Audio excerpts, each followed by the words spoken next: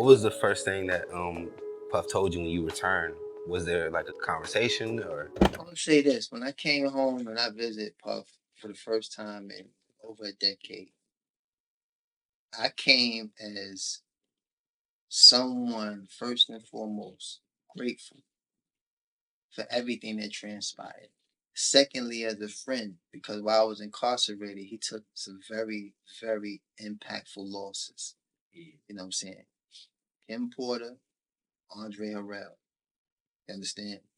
So to see him even come from another, you know what I'm saying? This man been going through this stuff since City College. Yeah.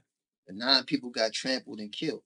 People don't talk about that much, but that was the first time he had a brush with death on his watch. Then you got Biggie. You know what I'm saying? You got Rob dying. You got Crack Matt. People can say what they want to say. I'm pretty sure with certainty that this man feels some type of sympathy, and compassion and loss, even from those guys. Yeah.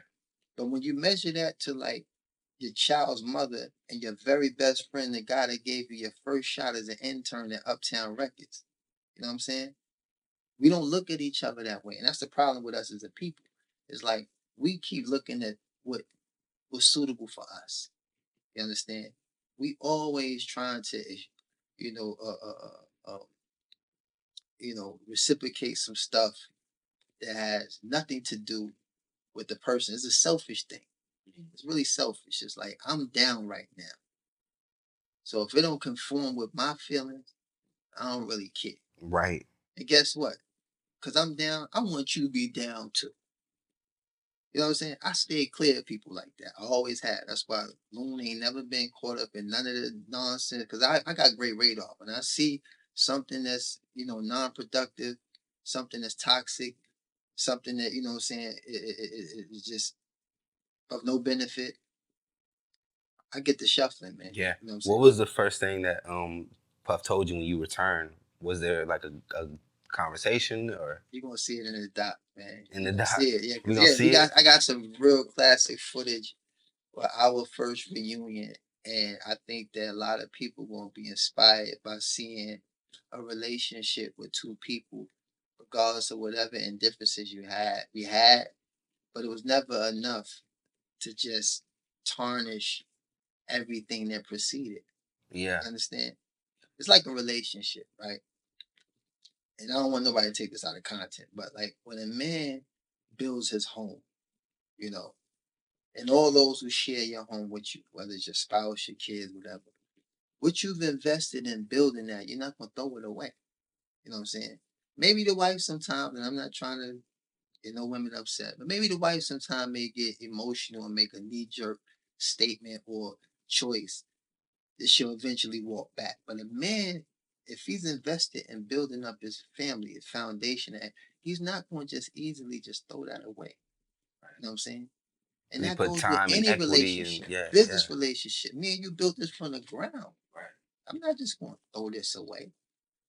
Even if you moved on, right, and grew, whatever, I'm never going to detach myself from my humble beginnings. You know what I'm saying?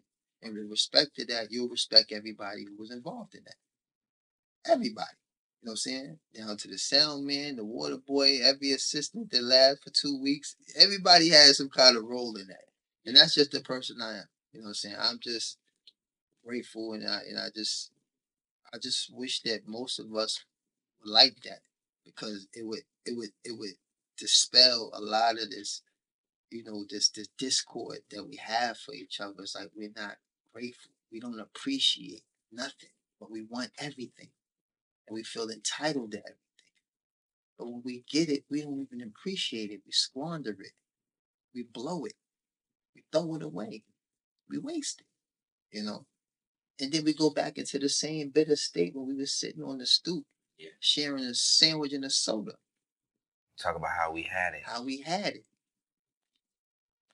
Yeah, I'm gonna tell you some funny story. I used to be in prison, man. You be dudes always used to try to get on my line to talk about, how they was doing it. Because they feel is relevant to have that conversation with me. And I used to duck it all the time. Every now and then, you get a little free time, you little boy, like, you know what?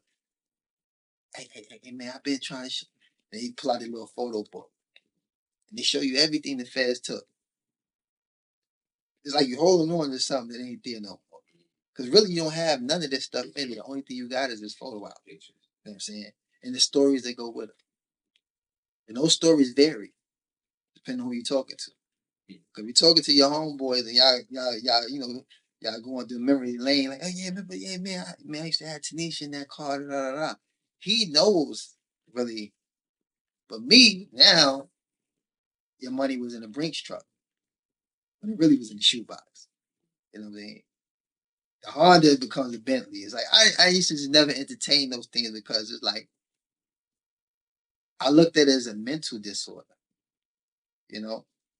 Because if you're not talking about how you're going to get back, how you're going to move better, how you gonna make better choices, how you gonna spend more time with your family, how you gonna help raise your kids, and how all the things that you squandered. Why would I sit here with you and talk about something that already preceded, never gonna return, and try to live vicariously through a moment that doesn't even exist? Well, maybe my self esteem is so beat up, I have to grab onto something. Whatever it is, miss me, because I'm not gonna contribute to your mental state. If I can't say something to do something to empower you or change the course of your thinking, then I'm in the way. And I'm gonna get out your way.